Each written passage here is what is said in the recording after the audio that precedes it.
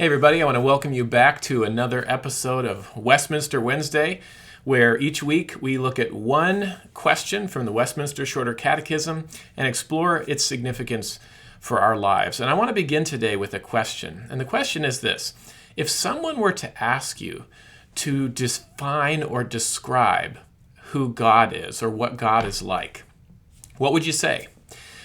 In some ways, that's the question that question number 4 of the Shorter Catechism asks. It asks, what is God? Now, at first glance, that might seem like an absolutely audacious question to be asking. I mean, how can we pretend to be able to define the almighty and infinite and transcendent God? And in one way, that would be an audacious question to be asking or trying to answer if we were relying upon our own knowledge. The good news is that we don't have to rely upon our own knowledge because we can rely upon what God has revealed about himself in his word. We've said in previous episodes that we can't know anything about God unless he reveals himself to us. And the good news is that he has revealed himself to us, and he's revealed himself to us in his word.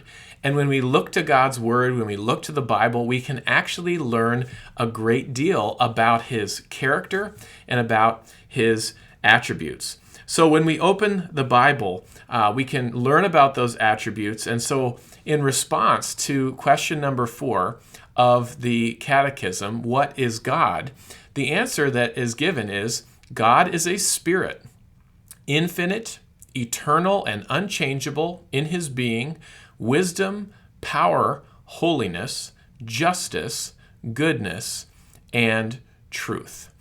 Now, when you look at that answer, there's a lot that is packed into that answer. But what I want you to notice is that all of those attributes, all of those characteristics that are listed there can really be grouped into 2 categories. When theologians over the centuries have talked about God, they have said that God's attributes can be grouped into 2 categories. There are God's communicable attributes and incommunicable attributes. God's communicable attributes are his attributes that are things that we can share with him in some way or another. And his incommunicable attributes, meanwhile, are characteristics or attributes that we cannot share with God, that belong to God alone. And so when you look at this definition, and you'll notice that it begins by listing some of the incommunicable attributes of God. It says God is a spirit, infinite, eternal, and unchangeable. Now, those are incommunicable attributes of God. When it says that God is a spirit, it means that God is not made up of any material like we are. God does not have a body. And because God is a spirit, he is not subject to all of the limitations that we have as human beings. When we say that God is infinite, that means that he is not limited in any way by space. When we say that God is eternal, we are saying that he's not limited in any way by time. When we say that God is unchangeable, we're saying he's always the same, yesterday, today, and forever. So these are some of God's incommunicable attributes. They belong to him alone. But then notice the other qualities or characteristics. The other attributes are what we might call communicable attributes. These are things that we actually can share with God.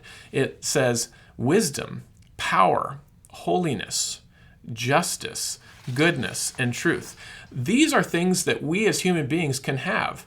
Now, the difference is that we have these qualities imperfectly, whereas God has these qualities perfectly.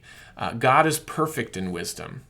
Unlike us, God is perfect in power. Unlike us, God is perfect in holiness and perfect in justice, perfect in goodness, and perfect in truth. These are the things that we learn about God when we go to his word and we see what he himself has revealed to us. Now, I want to end by sharing a quote with you from the famous preacher and theologian A.W. Tozer. A.W. Tozer once famously said that what comes into our minds when we think about God is the most important thing about us. What Tozer was saying there is that our view of God is going to be the biggest thing that shapes how we think and how we live and who we are. What comes into our minds when we think about God is the most important thing about us. So it's extremely important that we think about God rightly, about how he has revealed himself to us.